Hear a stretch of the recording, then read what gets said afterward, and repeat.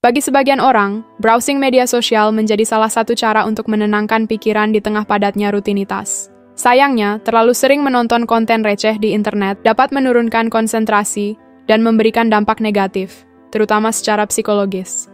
Brain rot menjadi istilah populer untuk menggambarkan kondisi ini, karena tidak sedikit yang mengalaminya. Tapi apa sih sebenarnya brain rot itu dan bagaimana bisa nonton konten-konten receh di sosmed bisa mempengaruhi kerusakan otak? Kita bahas tuntas apa itu brain rot dan selamat datang di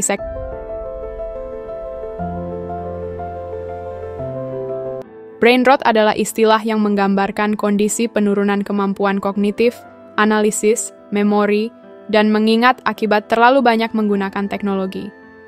Istilah ini juga dikenal sebagai pembusukan otak.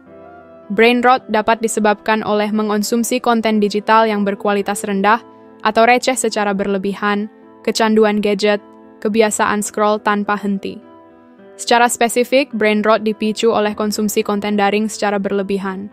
Namun, tidak semua, lebih pada konten receh atau yang dikatakan Kamus Oxford sebagai konten berkualitas rendah, misalnya tren populer Skibidi Toilet. Di luar itu, kata brain rot juga diartikan sebagai dampak dari kebiasaan online terus-menerus, yang memengaruhi kesehatan mental. Bahkan Kamus Oxford mengumumkan brain rot sebagai Word of the Year 2024. Penentuan ini didasarkan pada suara publik yang melibatkan lebih dari 37.000 orang. Lantas, apa itu brain rot dan mengapa menjadi populer? Pada dasarnya, kata ini merupakan istilah yang digunakan untuk menggambarkan kekhawatiran akan dampak konten daring. Tidak semua, tetapi konsumsi konten berkualitas rendah yang diakses dalam jumlah berlebihan. Menurut Dr. Julia Kogan, seorang psikolog kesehatan dengan latar belakang neuropsikologi dalam Very Well Mind, menjelaskan terkait tindakannya. Misal, tidak bisa tidur karena mata terpaku pada ponsel atau mengabaikan aktivitas di dunia nyata demi scrolling TikTok. Tanda fisik yang mungkin muncul akibat tingginya aktivitas mobile ini bisa berupa mata tegang, sakit kepala, hingga postur tubuh buruk. Hal tersebut menunjukkan bahwa kamu keseringan online alias tidak istirahat. Tanda-tanda lo terkena brain rot lo lebih tertarik scrolling media sosial saat sedang bersama teman, keluarga, atau kolega. Terus lo sulit untuk melepaskan diri dari gadget, bahkan saat lo bekerja terlalu sering memeriksa notifikasi ponsel. Terlalu banyak menerima informasi yang kurang penting, susah tidur, insomnia, mengalami mata lelah atau sakit kepala setiap selesai main HP. Yang jadi pertanyaan adalah apa sih dampak brain rot ini? Dampaknya ada dua, dampak positif dan negatif. Dampak positifnya lo jadi lebih kreatif. Gara-gara kecanduan medsos atau konten receh, lo bisa dapet temen baru di sosmed. Sesama fans biasanya langsung akrab, apalagi kalau fandomnya atau komunitas. Jadi hiburan di tengah stres. Kadang dunia nyata tuh capek banget dan brain rot ini bisa jadi. Dampak negatifnya, lo bisa jadi lupa realita. Parahnya, lo sampai males kerja, belajar, atau lainnya. Dompet lo jebol gara-gara beli merchandise atau langganan konten premium. Kalau lo terlalu terobsesi ke karakter atau cerita, lo bisa susah jadi nerima perbedaan pendapat. Hasilnya, fandom drama tidak ada habisnya. Tapi apakah kondisi brain rot ini bisa dicegah?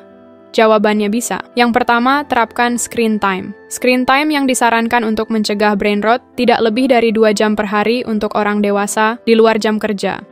Sementara untuk generasi Gen Z berusia di atas 18 tahun, lebih baik 1-2 jam.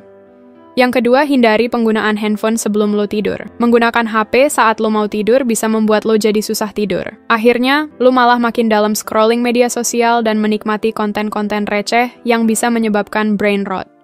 Jadi, sebisa mungkin singkirkan HP 1 jam sebelum lo tidur. Yang ketiga, hindari berlangganan banyak aplikasi.